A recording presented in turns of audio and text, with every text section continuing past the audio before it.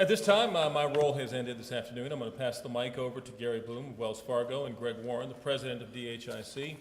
Let me just say thank you very much for having me today. I think the work you all are doing is fantastic. It is. DHIC should be a household word. And I hope you invite me back next year. Well, gosh, it has to be 40 years from now, won't it? Tell you what, Senator Blue, if you have your anniversary in 40 years, I'll be back here 40 years from now. All right? Thank you all.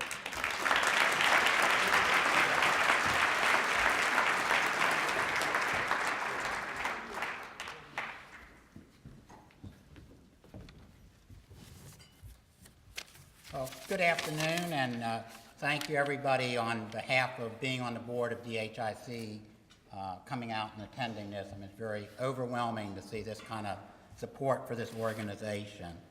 I'm with Wells Fargo Bank, so I'm have two roles here, and fortunately Wells Fargo is very engaged in the community, and they like us to be representing the bank and making the community better that we serve. So in that capacity, I'm here on behalf of Wells Fargo.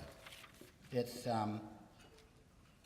always enjoyable to have the opportunity to support a great organization by providing money so that they can continue to do their mission and help the community that we work and live in. Most people know Wells Fargo as a bank and a financial service provider, but we are a responsible corporate citizen fully committed to strengthening the community that we serve. DHIC has the same mission. DHIC works tirelessly to help build the community and the families and the housing and the neighborhoods. Their work has benefited the communities of North Carolina, as we've seen today, working with families and the elderly for the last 40 years. I've personally had the experience of visiting many of the communities and interacting with the residents. And as we saw today, it's unbelievable how satisfying it is to see what we provide to them and how they enjoy those communities. And it gives me great pleasure to be part of that. Before I present a check to Greg, I wanted to share with you that Wells Fargo awarded $6 million across the nation to 67 different nonprofit organizations. And we do this through the Legacy the Way Homes Priority Markets program.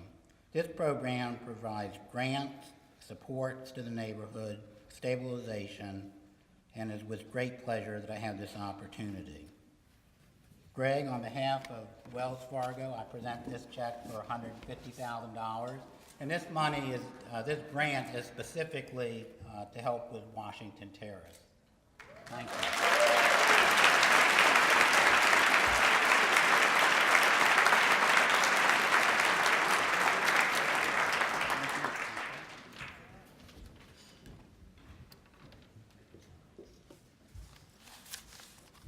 Thank you very much, Wells Fargo. I don't have a big enough pocket for that.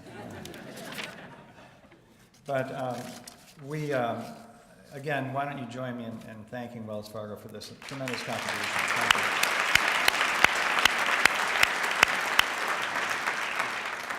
you. As Gary noted, the funds for this, these funds will be used to help support a master planning process that we're going to be undertaking for Washington Terrace Apartments. In case you're not familiar with this development, it's a 245-unit apartment community on 25 acres adjacent to St. Augustine's University. And over time, we will be redeveloping that property and building new housing, better housing for the residents that currently live there, as well as supporting amenities as well. We are very excited about this going forward. This wonderful gathering here today at this celebration gives me strength and reinforces my view that you and many others in our community truly believe that stable, affordable housing, and healthy housing is a core value and something that we all want for all of our citizens. The success that we have achieved at DHIC is in no small measure due to the very large community of supporters that we have in the Triangle area that believe that home matters.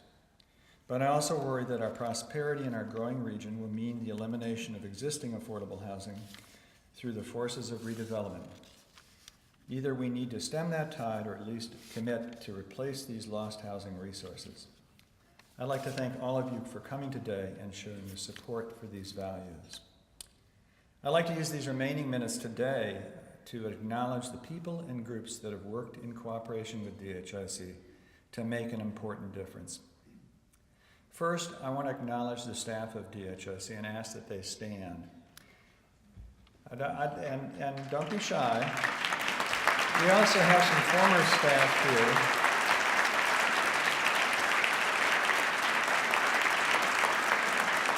Please remain standing too.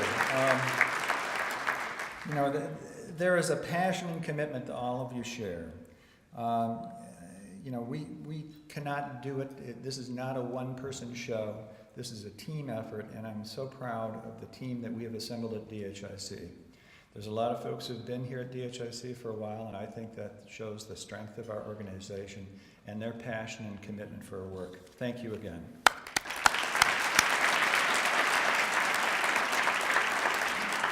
I also want to acknowledge our property management teams who are here today. Thousands of our residents interact with you on a daily basis, and we thank you for what you do to make our homes a special place for them. Also, would the current board of directors please stand?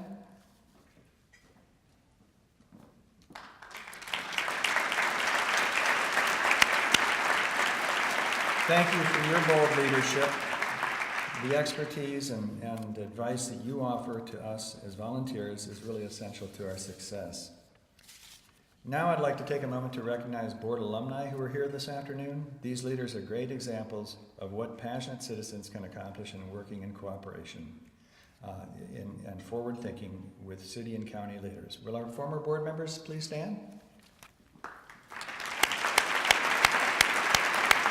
There's more.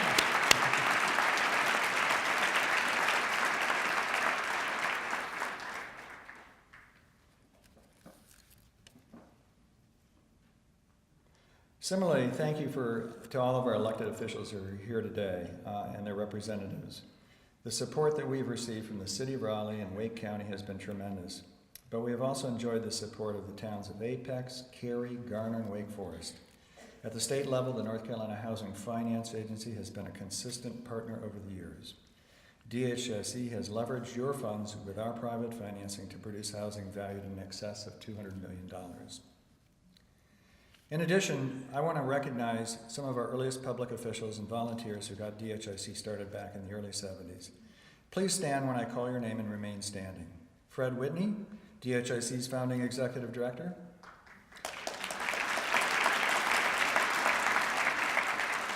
City staffers at that time, Doug Nodine and William Brazil.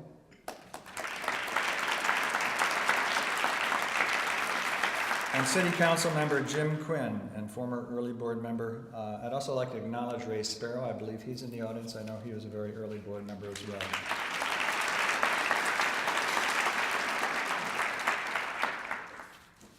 I'd also like to take a moment to thank the sponsors who have helped make our 40th anniversary luncheon and health and housing symposium a special occasion. NeighborX America, our presenting sponsor, is joined by our gold sponsors KHEC, First Tennessee Bank, Harold K. Jordan, and J. Davis Architects. Thank you very much.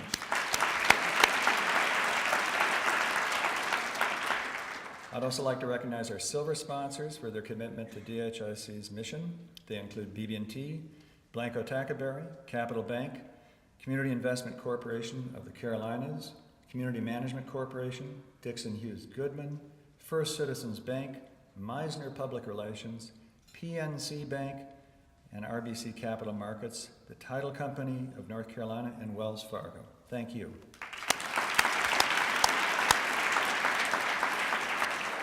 I also want to thank our bronze and community level sponsors. We value you as partners and thank you very much for our support. Before I ask Roland to offer closing remarks, I would like you to draw your attention to the sculptures on the stage, right over there, and in the center of your table, and also the well-packaged ornament that our staff spent 2 days wrapping up at each of your place settings. Our staff wanted to provide you with something more than perhaps a commemorative ballpoint pen, And so we did something special.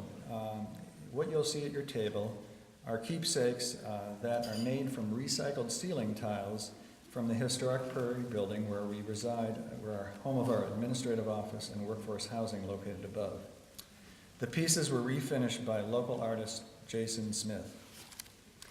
At the close of the event, each of you may take an ornament, and each sponsor is invited to take the sculpture on the table. To our current and board alumni, please join us at the stage following the event to pick up your very own sculpture and to take photos. It's been my pleasure to be with DHIC and lead DHIC over 29 years. I'm looking forward to the future. We have some great plans and great ideas that we want to implement, and I thank you again very much for coming. Roland?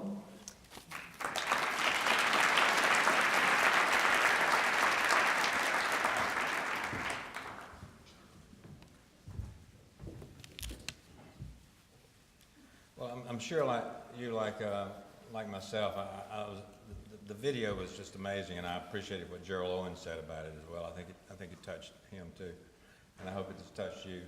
I had a couple of comments, and I'll make those, and I'll quickly get out of the way. But there's a takeaway I had that I didn't have before, and haven't been on the board for a while.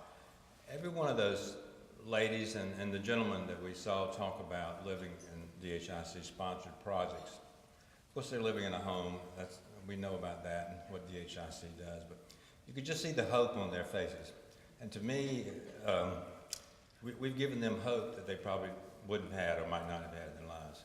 And that has to create better citizens in our country. Has to create better citizens in our city and our state. And I hope that DHIC can continue, and I know it will continue to create hope for everybody's sake. So I'm proud to be a part of that myself. I really don't need to dwell on this a whole lot because we know you're the sponsors and you're already true believers like myself. But I want to thank everybody for coming. We can't rest on our laurels now because we actually provide a lot of services that haven't been focused on as much today as I'd like to. You saw signs about home ownership. There was a wonderful piece in the video about a young couple who DHIC helped acquire a house. That was not a house DHIC built. That was a house that our staff worked them through and made them, and they didn't even think they could afford a house. They ended up owning a house with the young kids out playing in the yard. So, and the lady who purchased her own house too. So we provide a lot of those services. The city helps us with that, but we really need your help. And we do services also for young people. We have summer camp. So I can't let you leave without telling you that on your tables there are envelopes. And we ask that you have been supporting in the past, that if you can see your way through, certainly here before the end of the year, you can help us again with some of our services. We're trying to raise money specifically for services, not for real estate, but for services that would be for wellness initiatives. And we had a wellness event here today, earlier. Senior programming and summer camps for youth. So we're helping the young kids, we're helping the older folks, and we're trying to help everybody with health and wellness. So if you can think about us, certainly by the year end, that would be great, but we appreciate the support you've given already. That concludes the event. I'd like to thank Gerald Owens. I think he had to leave a little bit earlier. Did he leave? There he is. He's still here. I thought he was going to still be standing here. We were going to do a little act together.